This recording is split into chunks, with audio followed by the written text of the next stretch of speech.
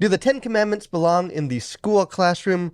Does the smashing success of Inside Out 2 mark a return to form for Disney? Also, Angel Studios and the Daily Wire team up to take on Hollywood. We talk about all this and more on this episode of Faith and Pop Culture.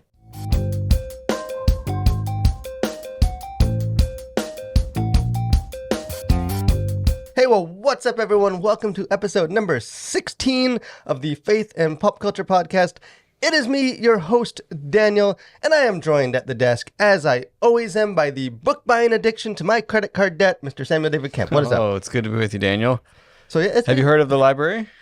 Well, see, the thing about the library is, like, they make you give them back. I know. And there's just something about, like, having a book, a beautiful book, and then having to give it back. I know. It is tough. It is tough. But some books, it's okay to give back. Yeah, some books you don't necessarily want to keep. Are you like, if you start reading a book and you don't like it, like, are you one of the people that has to finish it? Usually. It depends on the kind of book, but typically I don't start books I don't finish.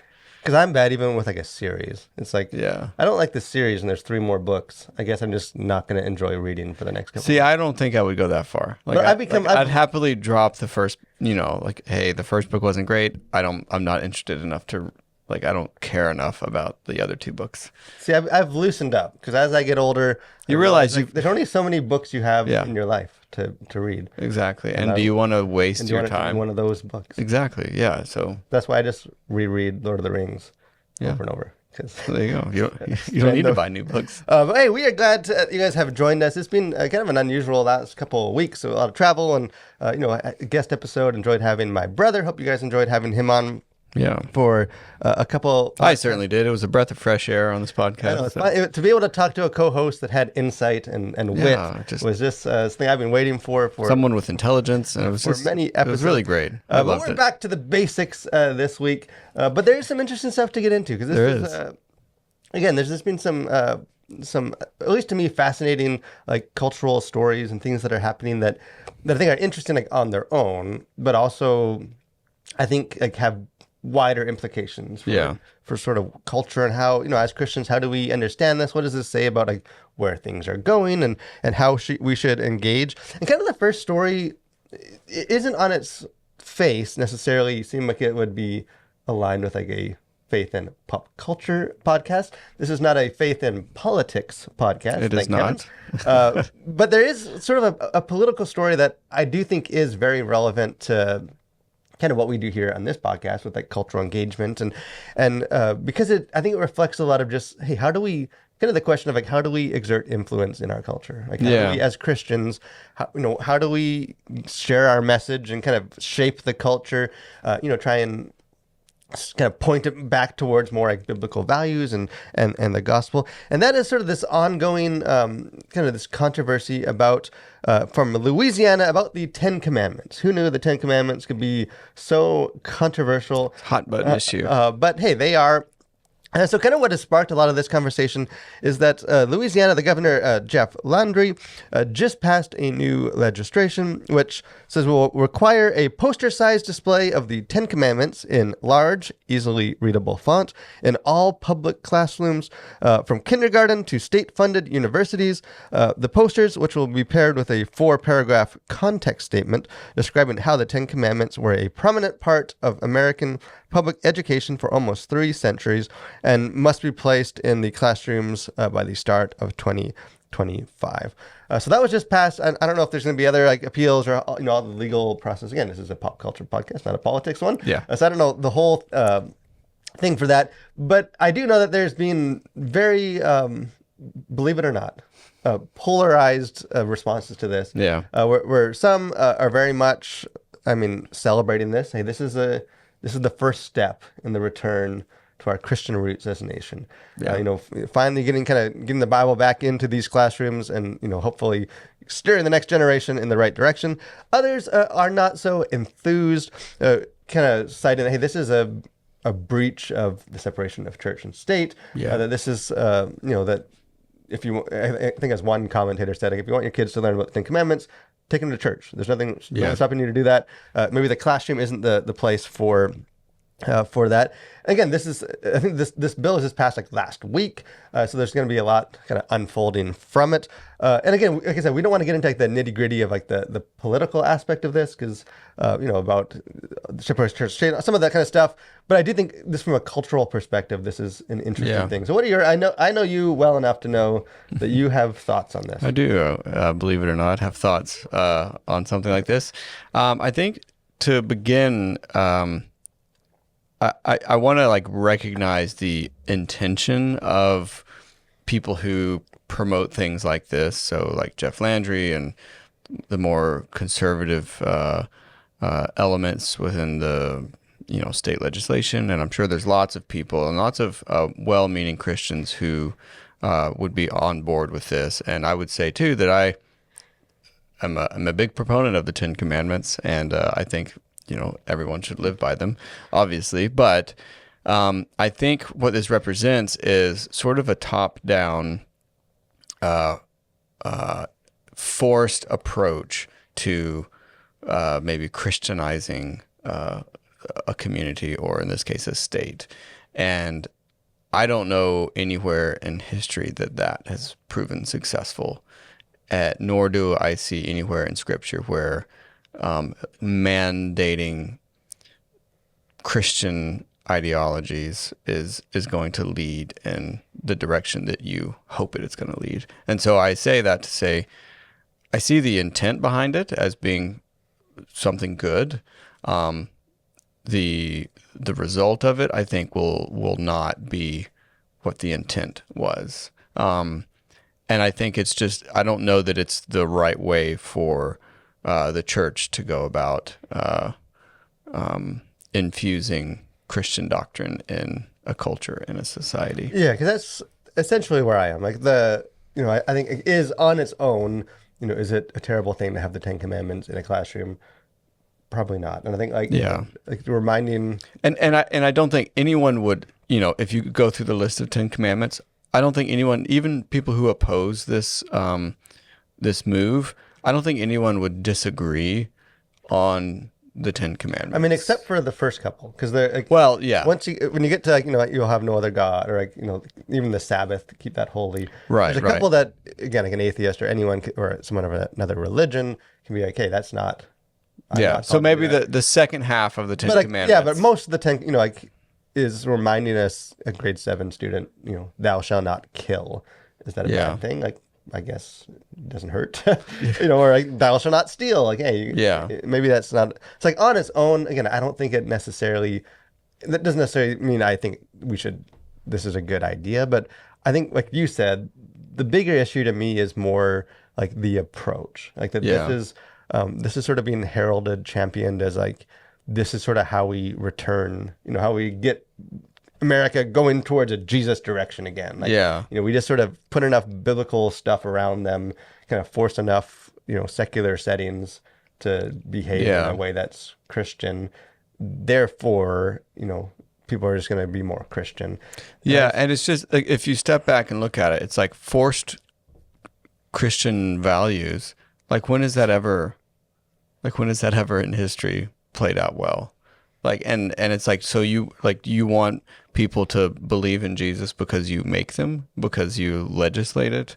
And I don't think people who approve of these sort of things would say it that way, but it certainly, it kind of goes back. I feel like we've had conversations about this before, but because there's just been other issues that come up in culture of people sort of making these statements or doing these things that are very ham-handed and like, we're just gonna, speak the truth. And it's like, yeah, but how is that truth received? And very little thought goes into, so what's the downstream effect of this? Besides hoping that everyone sees it and has a come to Jesus meeting, like, is that, like, I know that's probably their hope, but is that really what's going to happen? Or are you going to just be putting people off of who Jesus is and the Bible and the Christian faith? Yeah, because I think there's two things too. Like, I think part of the concern that people have with this is that, like, the fear or the question, like, will it stop here? Like, once you do this, then eventually, well, now we're going to have this, and we're going to have institutionalized prayer, and we're going to do this, and that you just kind of keep adding more and more of sort of mandating religious activity in the classroom, which becomes more murky with the separation of church and state. But kind of like you said too, sort of like if you think of like our culture today, and hey, things, this godless society that we live in, and people have strayed away from our roots. Like, is that because we haven't had the Ten Commandments in a third grade classroom? Like, Yeah.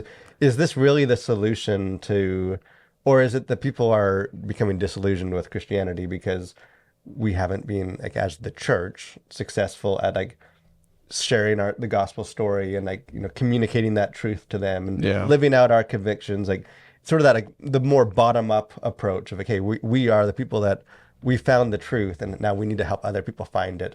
Yeah. Or is it because sort of from a top down, the government hasn't demanded that there's more Old Testament passages in Yeah. like kindergarten classrooms? Like I think some of the there's an aspect of sort of like showmanship to it of I don't think this is moving the dial at all.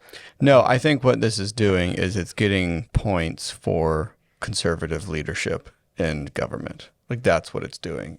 And it's saying, "Hey, look, hey, I'm the guy who got, the 10 Commandments back in public schools. Remember that when it's my turn to be elected again." And I think that's really, probably the end result of of something like this is that you can just, as a politician, point back to it and say, hey, remember when I pushed this through and, wasn't that a great thing, to all my, evangelical base. And it really has nothing to do with like the kids. It has nothing to do really with promoting the gospel. And I don't think it's ultimately going to move the needle, like you said, in a positive direction. And I think towards there's an Christ. argument to be made too that it almost does the opposite. Like I would say there's a strong argument for that. Like I think one of the issues that I have with any time, not just this, like sort of this reliance on like top down kind of government issue mandating sort of religious stuff, is that it becomes easy for like the bottom up people, like the church and stuff, to just not engage anymore. Like, Right. Hey, this is the way we're going to do it. So we're going to let these guys that we voted for or whatever, and then they got to turn our nation Christian, and like, as forgetting that the ones called to do that are us, like the church. Yeah. We are supposed to, not that government can't ever play a role in that. Yeah. But just sort of, I think there is a sense that I go, oh, good. See, we're winning. We're Yeah. turning this nation, and almost like it gives us an excuse to just not fulfill our own calling, Absolutely. which is, I think, a lot more impactful. And I would say too, because this is like, I think other commenters have said this too. Like I have no problem. I think it probably should be like the Ten Commandments are an important document. Like they've been in like our judicial system, like at courts, and like it's an important document even outside of like the Bible for our nation. Like that is a lot of it's being built on that. Like I have no problem with like them being taught in school. Like I think they probably should be because they're a historical document. I just have a problem with sort of the showy part of it. Of just well, as long as you get it on the wall and it says very like easily readable font. I don't know. The whole thing to me just is not, I think, my bent for like how do we engage the culture. It's not that way. It's more of that bottom up of like, hey, we share the story, we engage with people, we live out our convictions and make people want to, come seek out our message. Yeah. And I think if you step back from this and as a church, is this how the church should engage with community and engage with the public? And I think it's likely not how the church should do that. And I think too, it's, like you said, it does when you start having the government mandate certain things, whether you're for it or against it. What it does is it also like relieves the public of the responsibility for that thing. So if it's something, let's say, more on the liberal side or the progressive side of I don't know, healthcare or these sorts of things that they're really pushing for, then it alleviates those people from having to care for their neighbor or be involved in their community. And when you do the same for conservative things, it says, well, hey, look, I don't need to, I don't need to really be a witness. I don't need to help my neighbor because the government's going to do that. And so it removes the sort of the locus of control, if you will, from the individual and from communities to like, the amorphous government out there is sort of taking care of all of that stuff. And I just think I think it can lead to a real breakdown of communities and therefore, society. Yeah, I think if there's anyone to like point the finger at for our country like straying away from the Ten Commandments for the Bible, like it's not the secular classrooms, it's the church. Like right.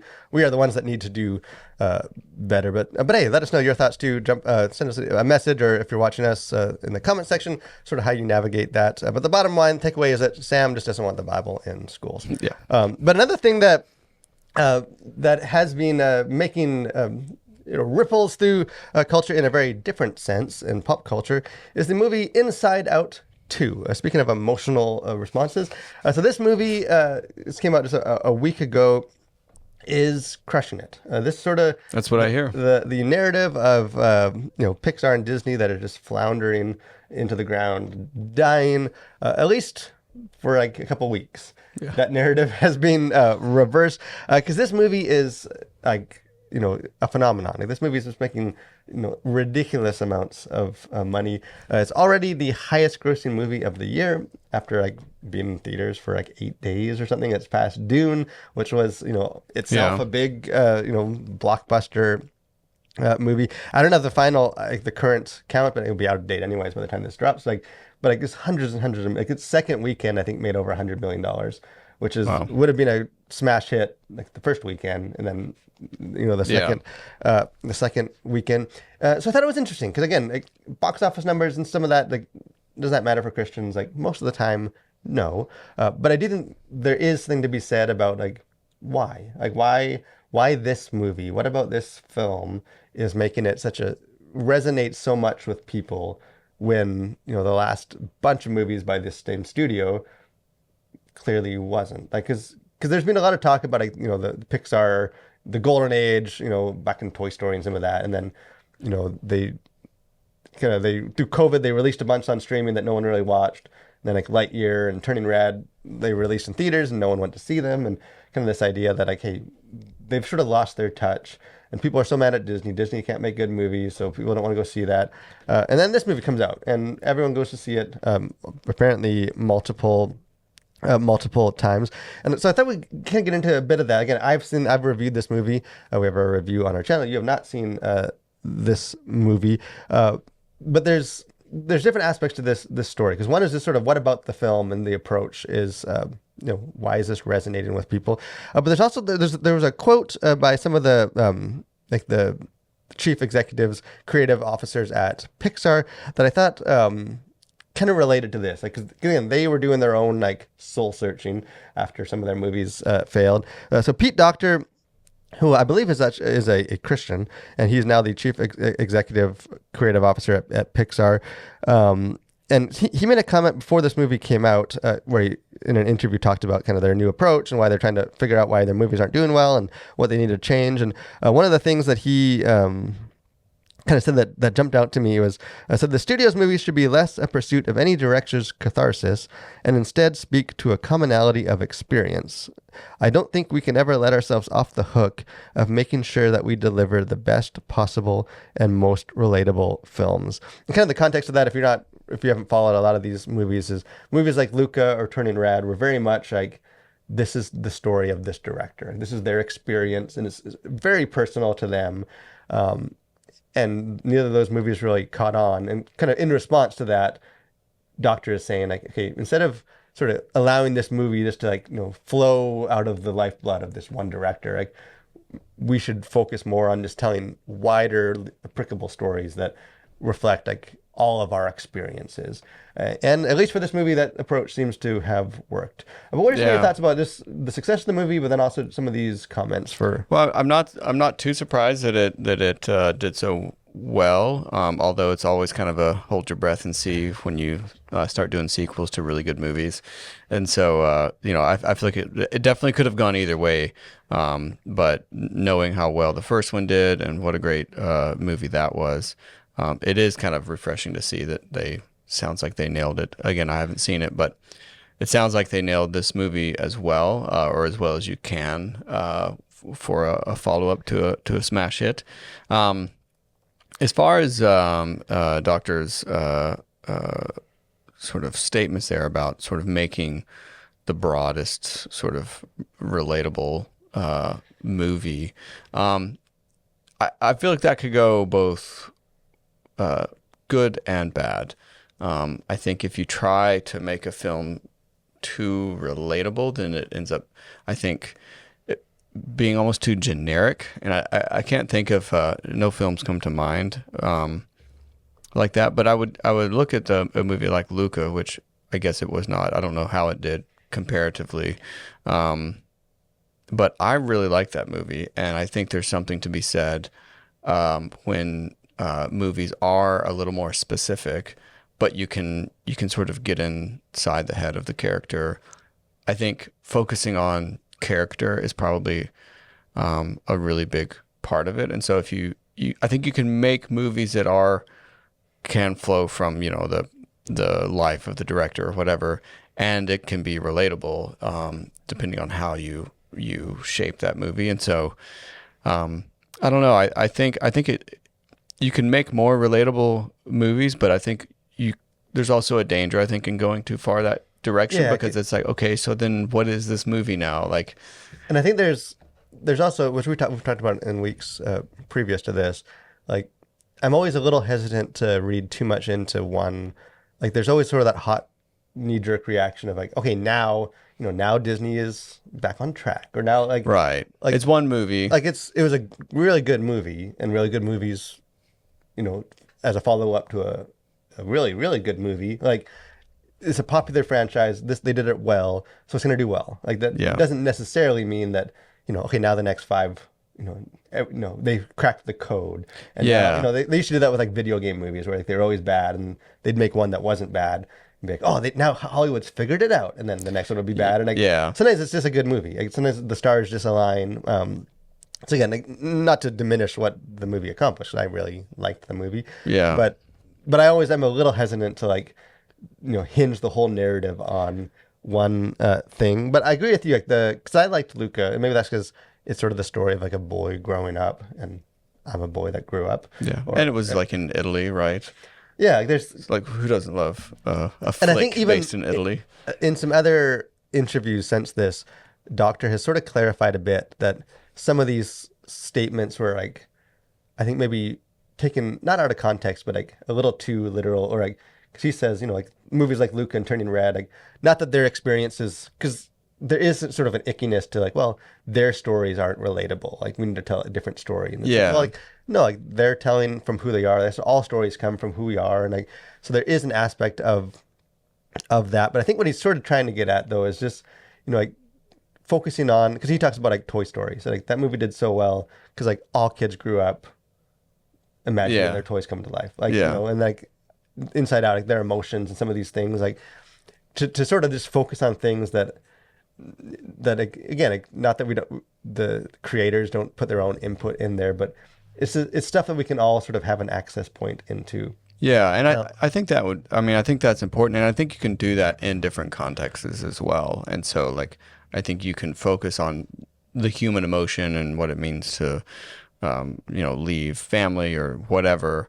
Like in the context of Luca, like, I think you can get to like something that everyone can relate to in a movie like that. That's very specific, and like, it's a certain context. It's a really specific film, but it has universal truths or themes or emotions that it can pull on to have everybody, feel invested in it. Yeah, because but you can go, like you were saying too, like, you can go too far the other way. Like, maybe you can get too specific, and it's like, it just doesn't relate to enough people. Not that it's not a good movie.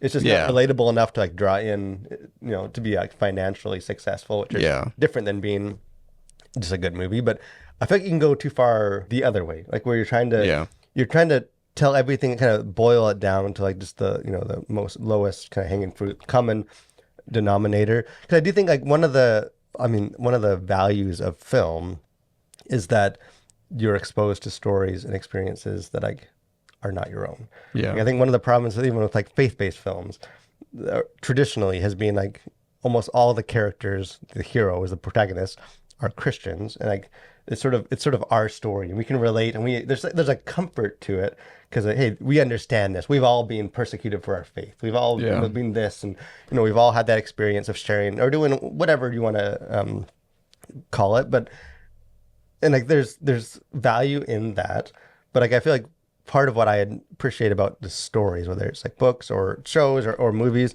is that you can also like see things from a different perspective. Like it's like, hey, this isn't my story, but like this reflects other people's stories, and like, I can watch this, and like it's a different culture or different religious upbringing, or whatever it is, different country, different this person's an immigrant story, and I was an immigrant, so but I can understand through this story. Like I feel like you can lose some of that if you take Doctor stuff too far. Of Yeah. okay, well, we just need to tell like this. The only stories that work are like the most sort of basic level common traits that everyone can have an access point to, and that might work to like make money and to draw people in. But I do think we can lose something if there's sort of this becomes this hesitancy in Hollywood to ever just explore like stories that are more personal, that maybe aren't relatable to everyone, but are valuable. Yeah, and I think maybe a broader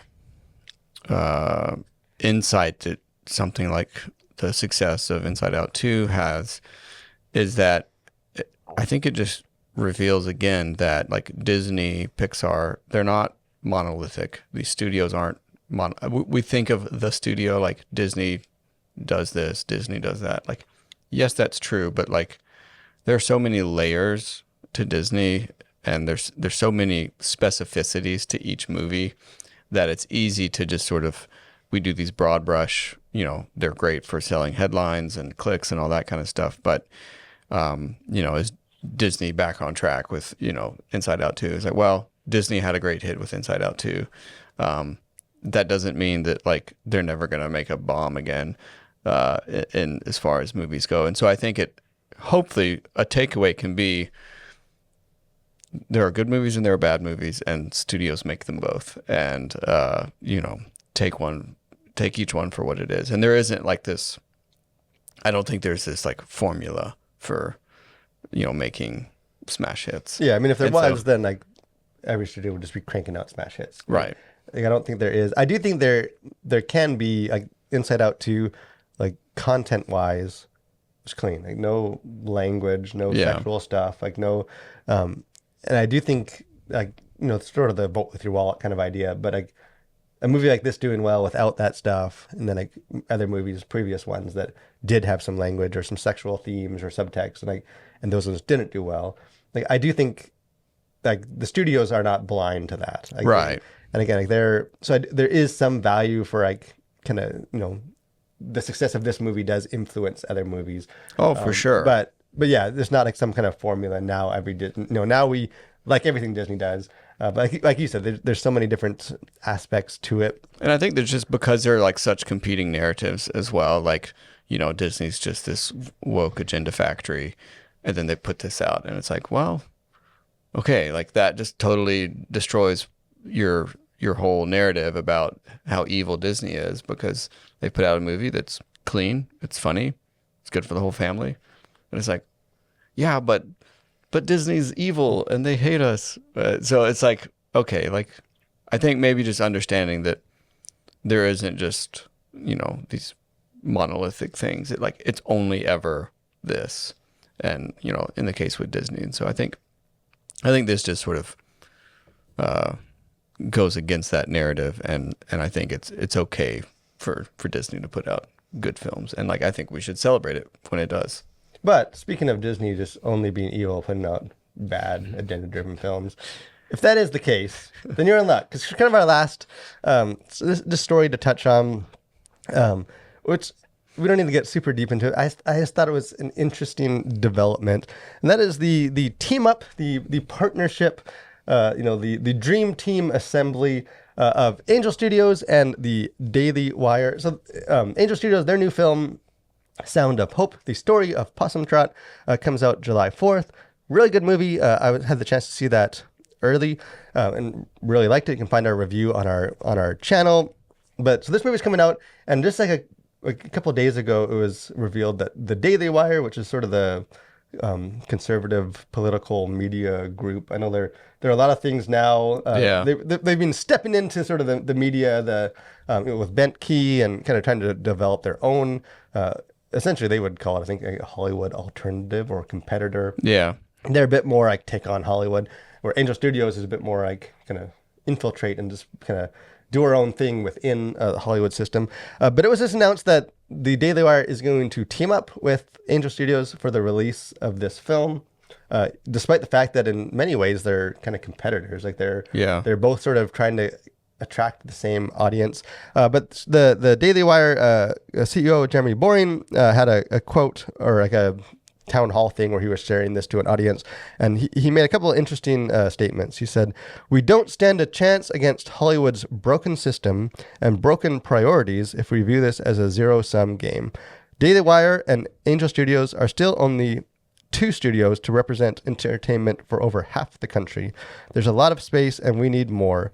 We are more powerful together."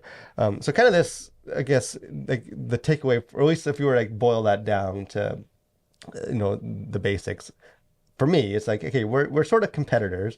Like, we're a media group aimed at sort of conservatives and Christians. Angel Studios is sort of has that reputation, but like, we have a shared enemy, and that enemy is Hollywood and the broken system. So by working together, we stand a better chance against this massive machine of traditional Hollywood. And I think there's several things that we can take away from this, because I know you're gonna have thoughts about the language he uses. I think on like a most immediate level, I think it's good, because I think this is a good movie with a good message about adoption and foster care, and I think that's a message that should get out to lots of people. And I think by bringing in the Daily Wire, it's gonna get out to more people. And I think like, in that sense, like I'm not against this partnership. We're working together to get out a good movie to a wider audience. But I suspect, knowing you, that some of his language maybe strikes a chord with you. Yeah, it does. Strikes a few chords. Like you said, I think it's great if we can get these sort of movies into more people's hands, and more people can see them. I think that's good. One, I don't know exactly what the partnership is, and I read an article about it, and are they just, I guess they're just going to help promote it. I'm not really sure the details of that. So I don't know what they're going to end up doing with this movie, and if this means, more partnerships in the future. I do think it is kind of going back to our previous story about Inside Out 2. It's like it's very convenient to paint Hollywood monolithically and with the broadest possible evil brush that you can find, because that helps you when you have the alternative to Hollywood, or that's the I guess the pitch is like Hollywood is broken, except sometimes they put out smash hits that break all the records. But other than those, like, ignore those really successful movies that have a broad appeal and there's not a lot of junk in them. If we just ignore those and look at all the evil that Hollywood does, we need studios to fight against it. And I don't know. I just disagree, I think, maybe with the premise of those statements in general, just being that like Hollywood's this broken system, and like, yes, there's a lot of brokenness in Hollywood, but like, who's making the movies that you're wanting to put out? Oh, it's the people in Hollywood that make Angel Studios movies, and it's the people in Hollywood that make movies for the Daily Wire, or people who have come from Hollywood. And I get that there's a lot of issues, and I'm not trying to say that Hollywood's this bastion of goodness and purity or anything, but it's just, it's convenient to paint Hollywood that way when you're trying to sell an alternative, and that would just be Yeah, because that's always been my main. at least to me, and I'll be excited and happy, willing to change some of my opinion on this, but the jury's still out a little bit about like the Daily Wire and producing media. Like there's just something, and maybe it's just my personal tick, the way I am, like about sort of a originally like predominantly like political group that is now making media. Like Yeah. in many ways to resist, the fact that movies have become so political. So like now Yeah. political group like again, and I think Benke, like we had the chance to review some of the shows and to talk to some of the people involved, and I thought they were good and they were not political. Like they weren't what you would expect. Yeah, So, like, yeah. So it's not even that the Daily Wire has necessarily like done anything to make me think like that it's just going to be the worst case of what you would expect. Like Yeah. I think they are at least for now standing up. There's this thing about attaching some of that baggage. And I think they know that because even like their Benke, their own platform was going to be named like Daily Wire Kids or something, and they like changed the name because they're like, It's a little too on the nose. there's baggage attached to this like political thing, and that's some of the with this partnership too. Like I feel like Angel Studios.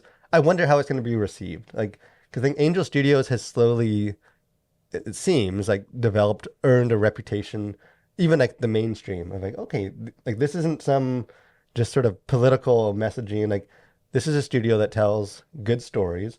A lot of them are bent towards like faith and Christian characters and Yeah. stuff, but not in a way that is gonna be just slamming you over the head with stuff. Like, and they've had success mainstream. Like it's not, Yeah. and I wonder how that narrative changes once it aligns. Like, With like because again, like the movie was made, is not in any way impacted by the partnership. Yeah. So it's not like it would be any different, but just narratively, okay, now this is sort of this right wing, this is a political thing, and I wonder how that's going to change some of the narrative of Angel Studios and sort of the mission. And again, I don't know. We'll kind of see with that. Yeah. But kind of the other thing, I do think it also foreshadows perhaps sort of what the future of, if we want to call it like alternative Hollywood. Yeah. Like this. I think Burring is right. Like you have Kingdom Story Group and you have Angel Studios and you have the Daily Wire. You have some of these like small, more independent, kind of alternatives to the mainstream, and they're just never going to be able to compete with Yeah. Disney, or maybe not never, but like it's going to be a very Yeah. steep uphill. Well, there are huge entrenched conglomerates that are already existing in the space that to go against, it will be a very uphill battle. And I think by kind of working together and like, not just like in this sense, but like going forward and Yeah. how they make movies and stuff. And, cross-pollinating with each other, I think, working more maybe in tandem would be a better way, at least to get movies out in front of people and, to raise awareness about the movies you're making, because a lot of it can just get lost in the shuffle if you're just this small independent studio that's trying to make movies. And so I think for someone who makes movies, I think it's probably a welcome partnership because, hey, more people get to see your movie, or there's more money thrown at promoting your movie, or whatever the agreement is. And so I think for people making movies, I think it's very much a good thing. Yeah, I think there's a ton of promise for this sort of overlapping. I wish we would kind of get away from some of the culture war language of it and Yeah. just promote, hey, this is a good movie, not just because it's going to take on Hollywood, but Yeah. because, hey, it's a good movie on its own. Right. And like less of sort of that. We'll promote it by comparing it to the thing you hate, and more we're going to promote it by telling you why you're going to love this. But I do think it's interesting sort of just for where we are going in the future. But speaking of Hollywood and things that you can go see in the theaters or hey, on home streaming, next segment of this episode we have Out Now and Coming Soon. So as far as like Out Now, we've already alluded to it multiple times, but the big thing that is out now is Inside Out 2. And like I said, like this is a good movie. It's sort of a reminder of like what good family films could be. Yeah. Without either just having bad content stuff, or language, which I hate as a parent, but just like it's a good story. Like Yeah. it's relatable, and like my kids, I have two 9-year-old kids, twin boys, and like they both enjoyed it, and like me and my wife, who are not 9, both enjoyed it. Like it's relatable and it's enjoyable. Like the humor connects with like all ages. So Yeah. I'm a fan of that. Another thing I'm a fan of is the A Quiet Place movies. Yeah. So it's kind of this week, the big movies coming out. There's two of them. One of them, A Quiet Place, day one. I think actually the first A Quiet Place was the first thing we ever did at the Collision. It's the Yeah, first movie I ever wasn't it? Yeah. reviewed. The movie had already come out, but to get something on our website. So the first thing we ever did was so there's some nostalgic value to that. Oh, yeah. But they're also just really good. Like the first two were really good. Yeah. I'm less excited about this one. I'm excited because I like these movies and I like monster alien movies. That's my jam. But it's like a different director. The guy from The Office isn't doing it anymore. Yeah. And I don't know. There's only so much you can stretch a concept Yeah. before it's like It can get there's no more I water feel in like the it gets sponge. sort of tired pretty quick if you try and drag that kind of stuff out. But And I think who like knows? the first two did have part of why I liked them so much. Like they had monsters eating people and all that fun stuff. But they also had a very like it was about family. Like it centered on just like the first one, at least, like that one family in a house, barely any other characters, and it's just those dynamics, and very much like a dad movie. Like Yeah. the dad is just like he has to be a dad, and it's as a dad, it just hits you in that emotional. Oh, place. yeah. And then the second one still focuses on families. I don't know if this one will hit me the same way, but hey, alien movies. I'm always up for that. Yeah. Kind of the other movie that came out, which I'm not 100% sure I'll be able to do a review for, although I'm going to try, is Horizon, an American Saga. So I don't know how familiar you are with this. This is Kevin Costner. I've seen. I haven't watched any previews, but I've seen stuff. It's like his passion project. Like this, it's not like a movie. It's supposed to be a 4 movie, It's a saga. like 3-hour movies. Like the next part 2 comes out in August. Like Oh wow. it's like. And then I think maybe next year, if anyone goes to see these ones, they'll make the next 2. But this epic scope Western, which you just don't get many Western movies. Although I feel like westerns are kind of coming back because there have been several shows that are more Western oriented. Yeah, So- well, like Yellowstone. Yeah, the which Yellowstone. is Kevin Costner, like his own show. So like, he has some of that like Yeah. cred where he can pull it off. I'm interested in the movie. Again, 3 hours kind of terrifies me a bit, but That's I'm a gonna try lot. and see it. But I'm curious how it will do because again, I think Westerns are trying to make a comeback, but I feel like if this movie bombs, that might be the end of their comeback story.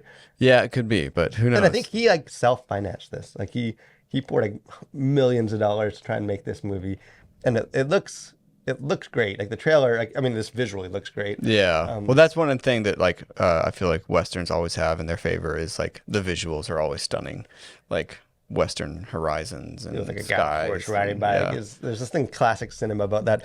So I'm going to try and check that out. And then kind of the other thing, just like I mentioned, Story of Hope comes out in a couple of weeks, but we Sound already of have Hope, a I review. think. Sound of Hope, Story of Hope. That's the next It is one. a Story of Hope. That comes out on July 4th, so next week.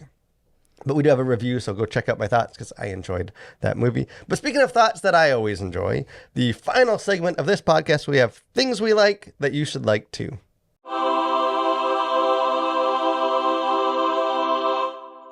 So speaking of movies and going to the theater, I watched a documentary that is called Movie Pass Movie Crash. Did you ever have the Movie Pass I looked into it right when it was crashing? in the crash part of it. Okay. Yeah, so it's I remember it when it came through. I guess it was like around late 20 teens maybe. It says in the documentary, but it's just a really like I love these kind of stories. It's about a couple of guys who built this Movie Pass thing, which was like a way to kind of bring the movie going experience into the 21st century, and had a lot of promise. It did really, really well. And then, as the title suggests, it crashed, and everything kind of went sideways.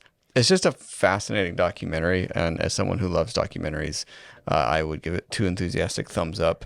And it's interesting because it correlates with a lot of what we do here, reviewing movies and that kind of stuff. And so I don't want to spoil the ending or anything, but go check that out, or maybe what may happen in the future with MoviePass. Yeah, because it very much MoviePass was trying to like move us into like the streaming, like where you get like unlimited movies right with this card, which financially makes absolutely no sense. Yes, which and the numbers bear that out.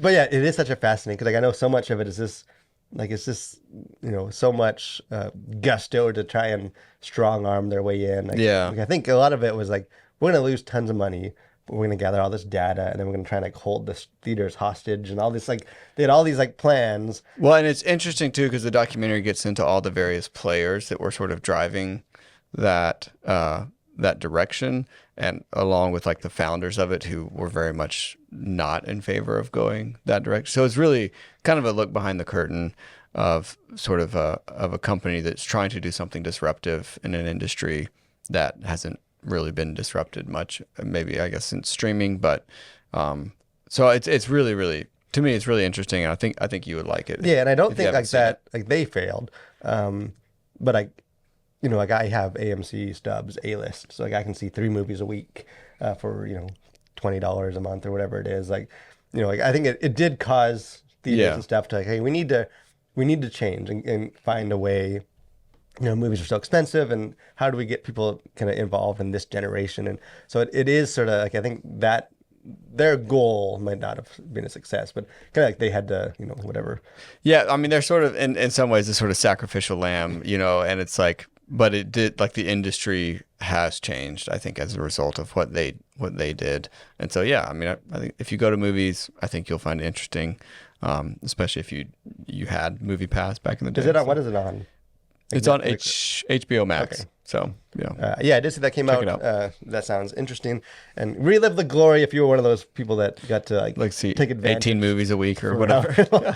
And they talked to some of the people who were like, yeah, I logged like 20 movies a week, or like I saw, one movie like 18 times in the weekend or whatever, so you get some interesting characters. Maybe it's better for the human race that thing to see. There's more things. Movies are great, but hey, go outside and throw a baseball or something. But hey, we're glad that one of the things you did choose to do is join us for another episode of this podcast.